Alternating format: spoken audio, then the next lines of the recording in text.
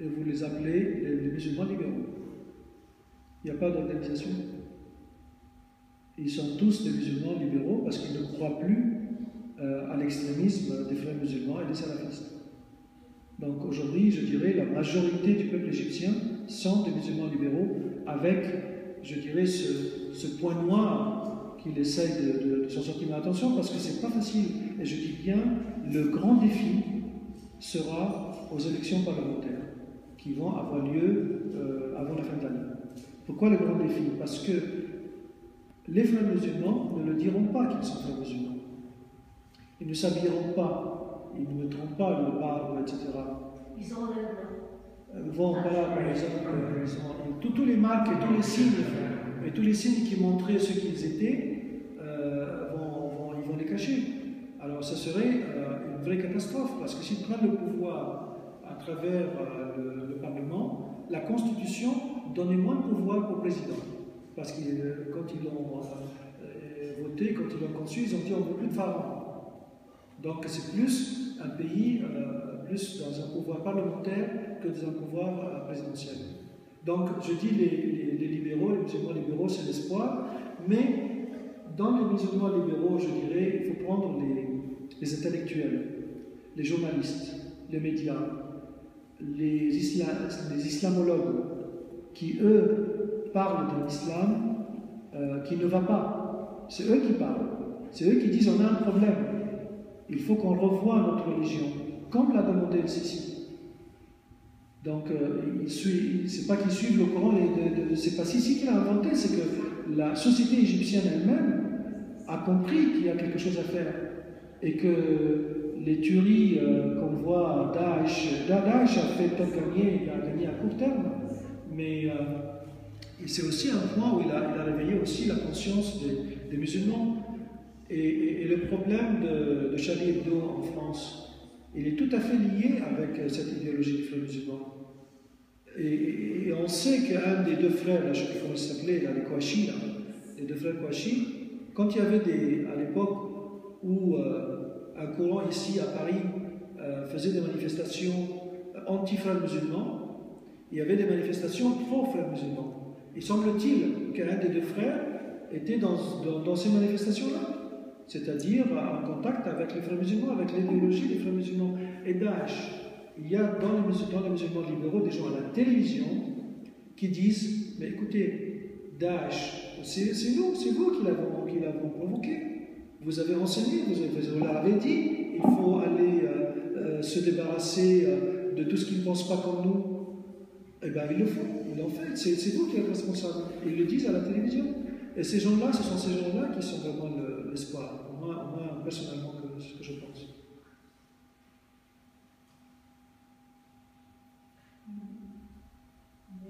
Ils sont en train de se constituer, les libéraux.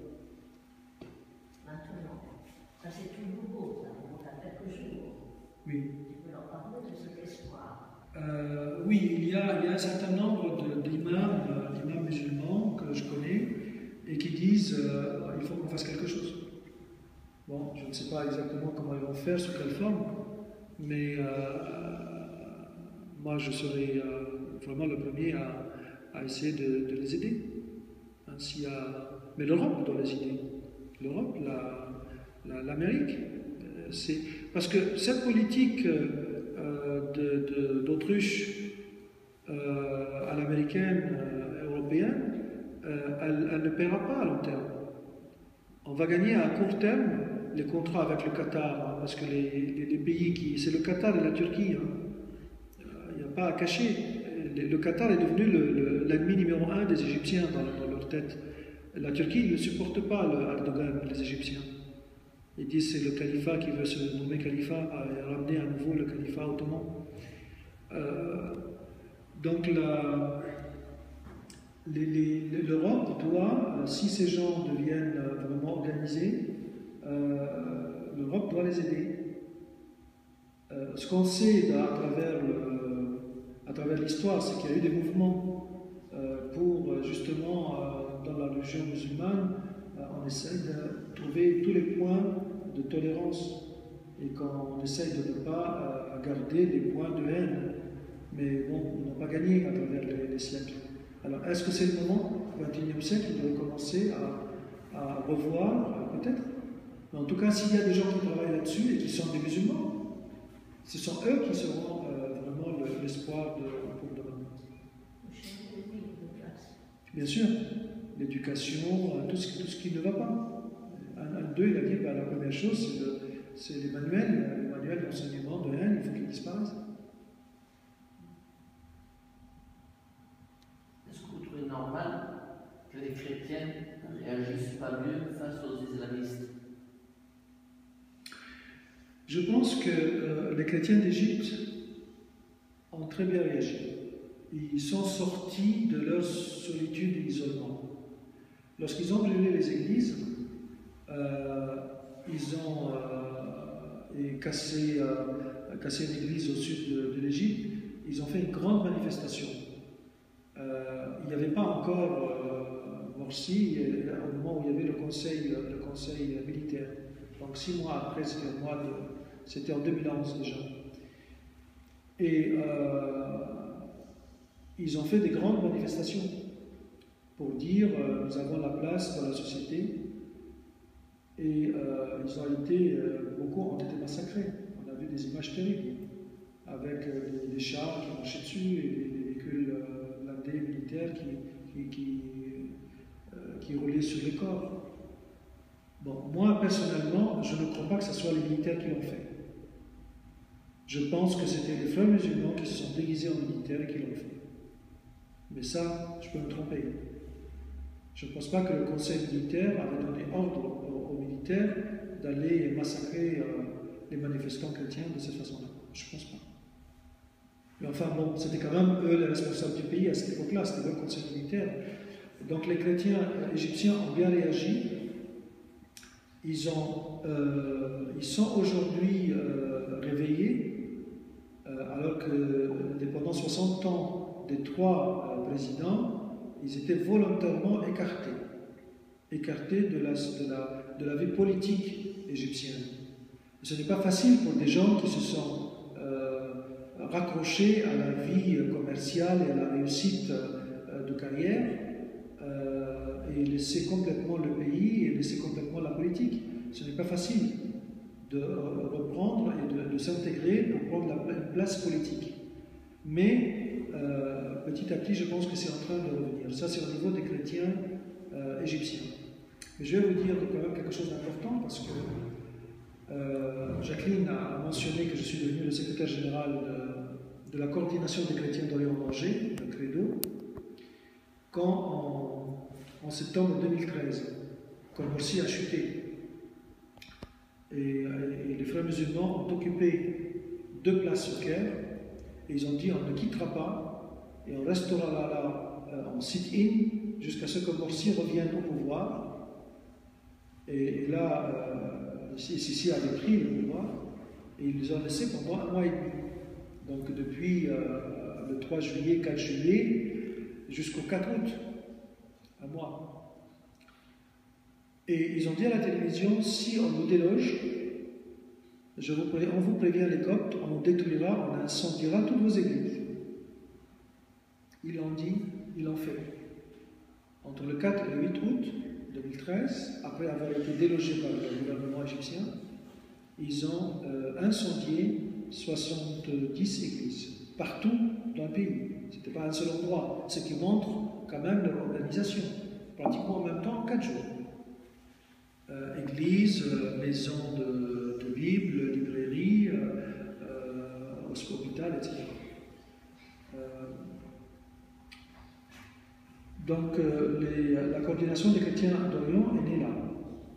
Donc il y a Patrick Karam qui est le président, il est un ancien délégué ministériel autour de Sarkozy. On l'avait invité 2 ou 3 fois à nos manifestations, rassemblements. Il est d'origine maronite libanaise, mais il est né en Guadeloupe et il ne connaît pas l'arabe. Mais il a quand même cette origine maronite. Et il était venu 3 ou 4 fois dans des conférences et dans des rassemblements.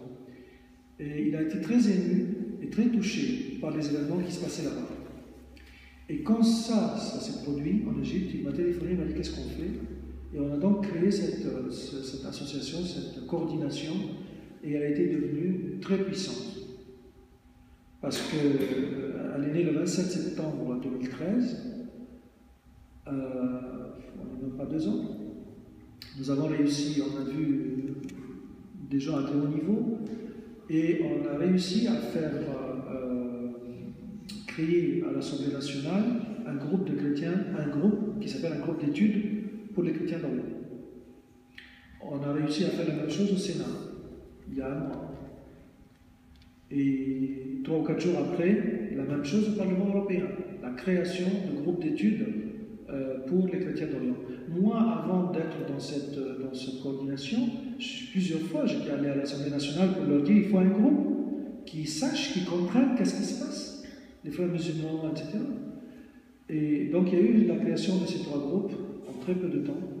Il faut dire qu'on a travaillé vraiment fortement pour eux.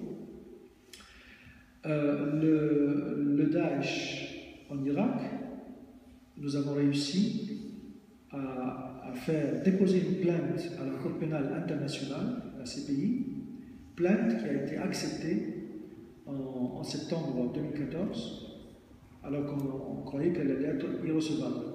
Pourquoi? Parce que normalement la règle, c'est qu'il faut que ce soit un État membre qui fasse la demande, ou bien le Conseil de sécurité des Nations Unies qui fasse la demande, ou bien le président lui-même de la Cour pénale internationale qui décide que l'affaire est importante pour le ramener à une plainte d'un crime contre l'humanité.